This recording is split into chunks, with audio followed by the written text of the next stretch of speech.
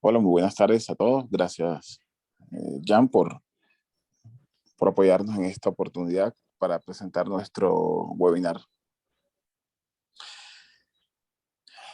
Bienvenidos a todos, el personal de Media Integral y todos los invitados que están atentos a esta presentación. Efectivamente, nuestro tema del día de hoy es sobrecarga hídrica en el paciente crítico, efectos fisiológicos y por qué debemos evitarla.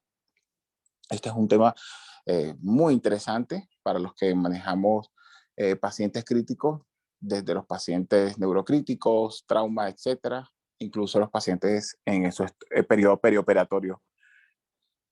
El contenido de esta charla fundamentalmente va enfocado a los objetivos educacionales. Voy a hablarles un poco del panorama general, definiciones, la fluidoterapia en sepsis, el protocolo Rose, que siempre insisto en ellos, en las UCI donde trabajo, las consecuencias de la sobrecarga hídrica y unas conclusiones sobre esto. No podría comenzar esta charla sin hablar de este intensivista belga, Manu Malbrandt, quien en los últimos años se ha dedicado a promover el manejo racional de la fluidoterapia en el paciente crítico y quien es prácticamente uno de los líderes o el líder en el campo de la fluidoterapia desde Europa. Los objetivos educacionales de mi charla son primero describir las recomendaciones actuales para el manejo de líquidos y cómo se aplican estas en el contexto real. Segundo, reconocer cómo esos líquidos, tales como cristaloides y coloides, tienen impacto partiendo de su composición y su uso apropiado. Y tercero, hablar un poco de la evidencia, cómo podemos aplicarla a nuestros pacientes críticos. Efectivamente, hay una serie de conceptos que tenemos que tener claro antes de abordar el tema de fluidoterapia. Durante muchos tiempos se consideró el tema de fluidoterapia como un tema banal, un tema sencillo, pero definitivamente no lo es así. En los últimos años la evidencia ha demostrado que la sobrecarga de líquidos está asociado a pobres desenlaces en diversas poblaciones de pacientes, es decir, pacientes pediátricos, pacientes postquirúrgicos, pacientes con insuficiencia renal, pacientes sin lesión renal, y demostrando de que algo faltaba en cuanto a esos líquidos manejados de manera liberal. Entonces, el primer concepto que quiero comentarles que es un balance de líquidos o balance de fluidos. El balance de líquidos diario es la suma de todos los ingresos y egresos, y el balance acumulado es la suma total de líquidos sobre un determinado periodo de tiempo. Dos conceptos fundamentales. La sobrecarga de fluidos. Importante este concepto, que lo tengan en mente porque los vamos a debatir, los vamos a cuestionar, y técnicamente es el aumento del 10% del peso del paciente durante su estancia, es decir, la acumulación de líquidos, y se asocian a peor pronóstico. Tercero, manejo de fluidos adecuadamente. Este concepto puede ir enmarcado en el abordaje de líquidos establecido por metas y por objetivos. La administración o el porcentaje de cuántos líquidos viene siendo motivo de controversia en últimos trabajos que han venido saliendo, pero lo que sí sabemos es que las primeras horas el balance debe ser meramente positivo, y eso se los iré comentando en la charla y demostrando por qué. El otro concepto es el manejo de fluidos adecuado de manera tardía, es decir, 2 días consecutivos de balance negativo dentro de la primera semana de estancia en UCI. Esto es muy importante, tener en cuenta este concepto también. Y recuerden que mi charla habla sobre sobrecarga de líquidos. Ese es el título que yo decidí colocar. En el 2018, Jean-Luc Vincent, un intensivista belga, propone de que comencemos a evitar de utilizar el término sobrecarga de líquidos, porque él plantea, esto es una propuesta, que el término sobrecarga es un tema muy difuso, y él considera que debiéramos utilizar el término de hipervolemia, que viene en el contexto de un excesivo volumen sanguíneo, presión circulatoria sistémica alta, pérdida de fluidos a nivel del intersticio asociado a edema, y que puede estar en algunas condiciones tales como fallas hepáticas, asociadas a hiponatremia y en pacientes con insuficiencia cardíaca. Entonces él dice que si nosotros utilizamos la palabra hipervolemia, va a ser suficiente para explicar todo eso que nosotros vemos en el paciente de acumulación de excesiva de líquido y que no correspondería directamente a una sobrecarga, haciendo diferencia de ese concepto.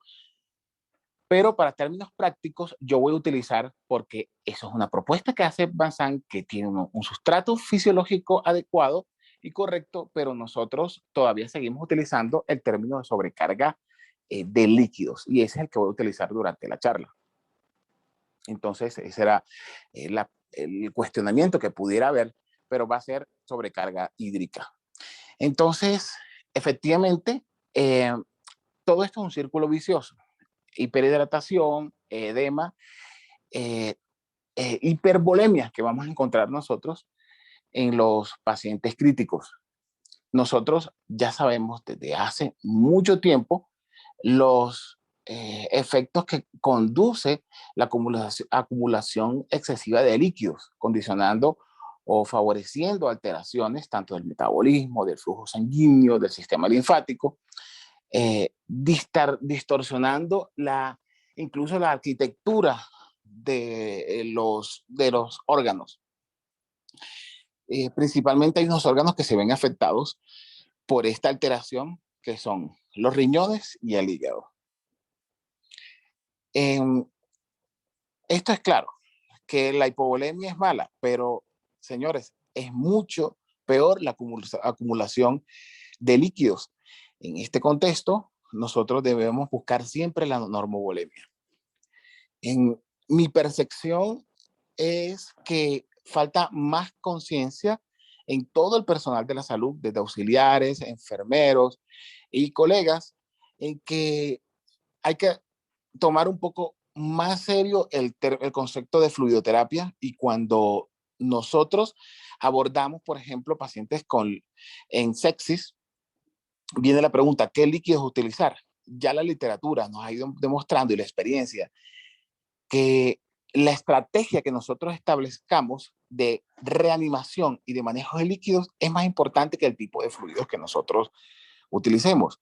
Y sabemos que tenemos a la mano cristaloides, sangre, albúmina, pero sabemos que tampoco, por ejemplo, para sepsis vamos a echar mano de gelatinas, de starch, eh, recordando siempre que la estrategia, señores, es más importante que el líquido que tengamos a la mano.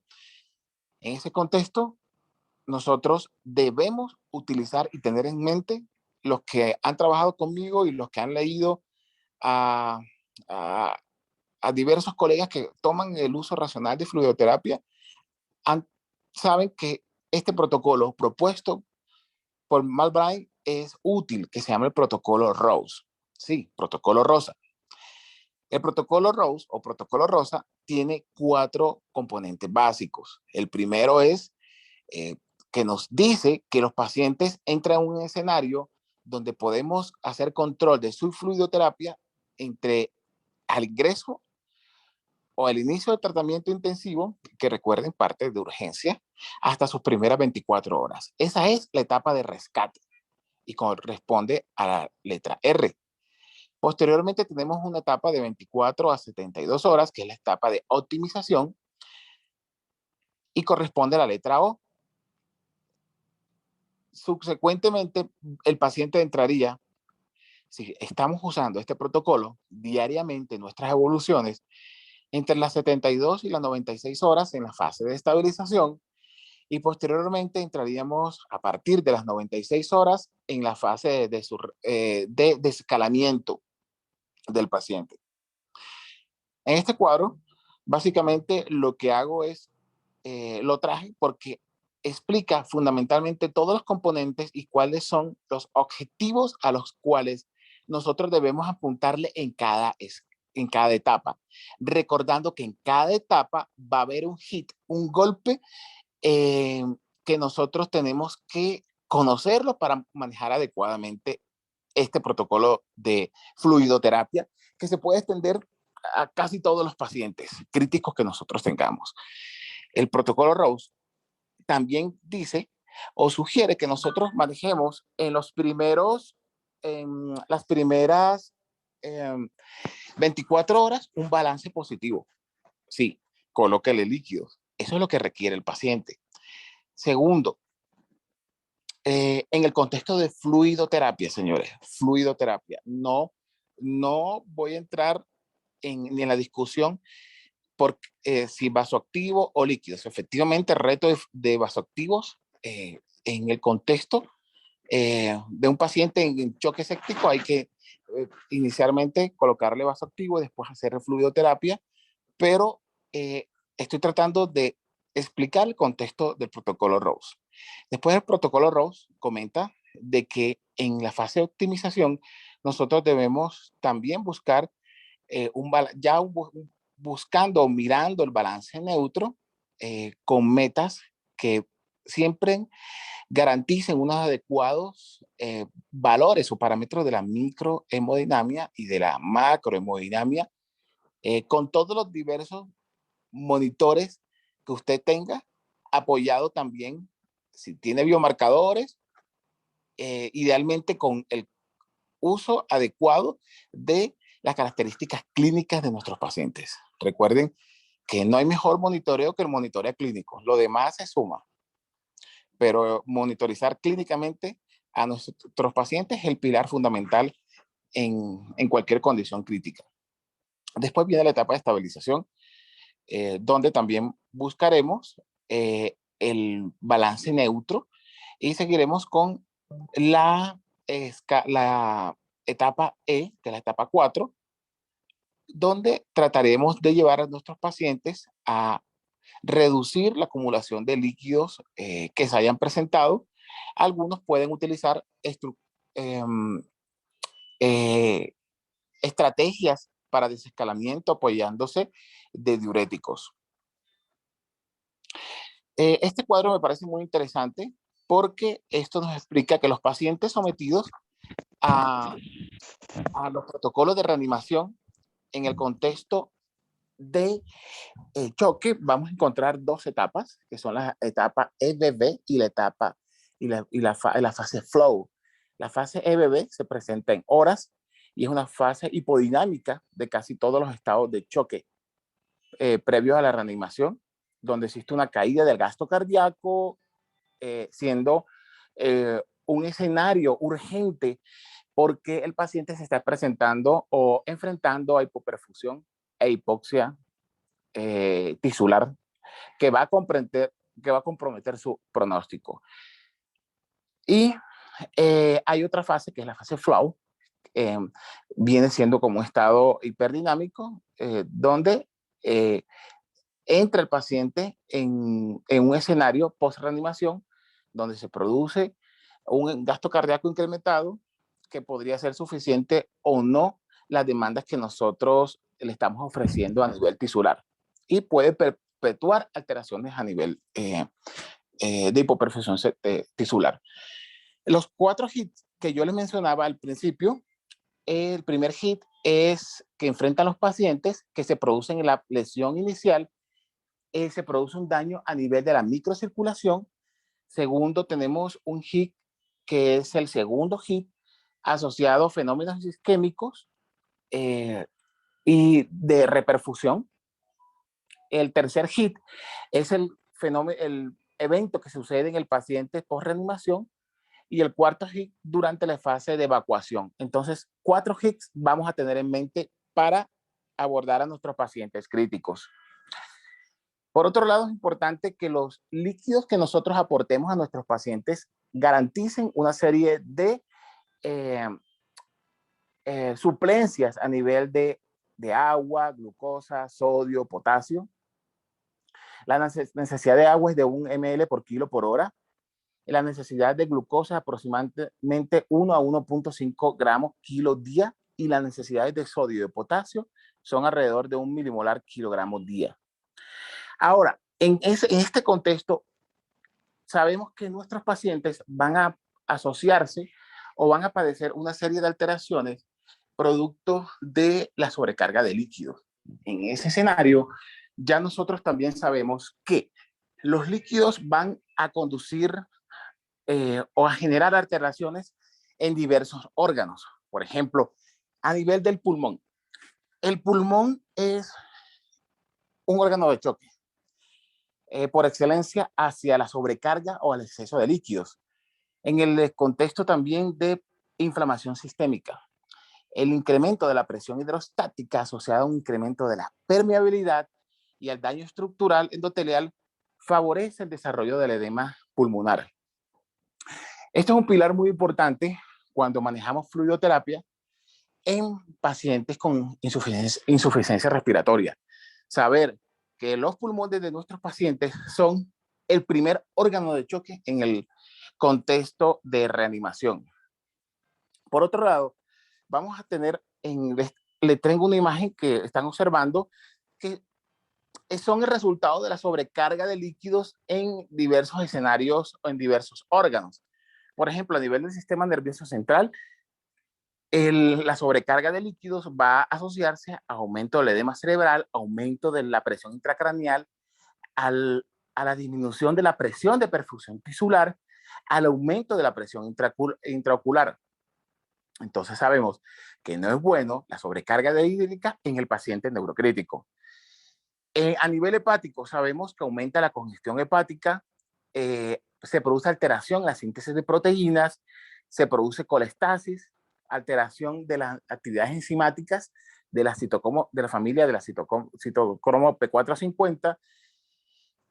A nivel respiratorio, como le hablaba, se producen efusiones pleurales, derrames pleurales, edema pulmonar intersticial. Los pacientes van a durar más tiempo en ventilación mecánica, winning más dificultoso, mayor trabajo respiratorio, que va a asociarse a que nuestros pacientes sean más difícil de eh, liberarse de la ventilación mecánica. A nivel renal, se produce edema intersticial renal, aumento de la presión venosa renal, entre otras alteraciones. A nivel cardiovascular, el edema miocárdico que se ha venido describiendo, disfunción diastólica, disminución del retorno venoso, depresión miocárdica, aumento de fusiones o derrames pericárdicos.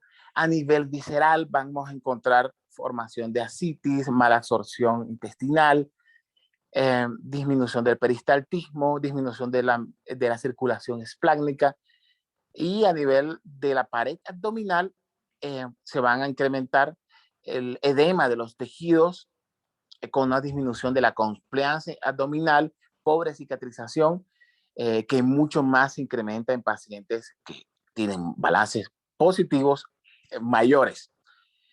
Recuerden estos jóvenes y señores que están escuchándonos y viendo la charla, los líquidos no son simplemente bolsas de agua, son medicamentos. Entonces, siempre que hagamos un paciente de evaluación de la sobrecarga hídrica, pensemos en el gordito de Michelin. Pensemos en todo lo que puede estar sucediendo en nuestros pacientes. Balances líquidos positivos, está aumentando el peso corporal, edema, ortopnea, alteración del estado mental, ingurgitación venosa yugular, en fin, es extremadamente extensa todas las características clínicas que nos ofrecen la sobrecarga hídrica y que nos avisa, oye, estoy aquí, haz algo por tu paciente. Entonces, en ese contexto, nosotros tenemos que tener claros también qué líquido vamos a administrar, hacer un cálculo adecuado de cuánto líquido vamos a administrar, cuánto tiempo vamos a hacer la implementación de esta estrategia de fluidoterapia y, señores, cuanto más antes, mejor de tener la administración de líquido. No es racional una terapia, un paciente que esté en su día 12, en su día 10 de estancia institucional con líquidos a 120 ml hora.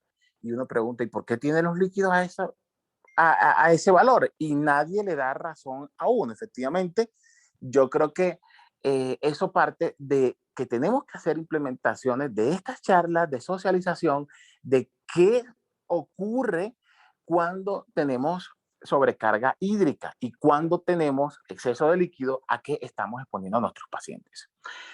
Conclusiones. La administración de líquidos es una de las piedras angulares de la reanimación hemodinámica en pacientes críticos, graves. Eso es indiscutible. Segundo, si nosotros hacemos una adecuada administración de líquidos, nosotros vamos a optimizar el gasto cardíaco, la perfusión tisular, la microhemodinamia. Y tercero, el uso racional de líquidos debe ser una de nuestras premisas en el manejo de pacientes intensivos, manejados por intensivistas o por especialistas, por médicos generales en las urgencias y por supuesto por todos nuestros enfermeros jefes, que son los que realizan el mayor trabajo duro de esto, pero que ellos también tienen que tener en cuenta que estos son medicamentos y que el uso racional debe ser conocido por todos. Señores, muchas gracias. Este fue un preámbulo para una serie de charlas que quiero ir haciendo sobre fluidoterapia en diversos escenarios y quise comenzar con la sobrecarga hídrica. Que tengan muy buenas tardes. Doctor, muchísimas gracias por su intervención el día de hoy. No sé si alguno tiene alguna duda e inquietud respecto al tema que acabamos de ver.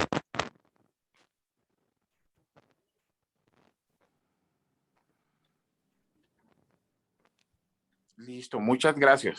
Doctor, muchísimas gracias a usted. Me va a permitir compartir el chat en enlace asistente y formulario relativo, en el cual allí el doctor plasma las preguntas respecto a nuestra Perfecto. capacitación. Muchísimas Gracias. gracias a todos. Que tengan una feliz tarde.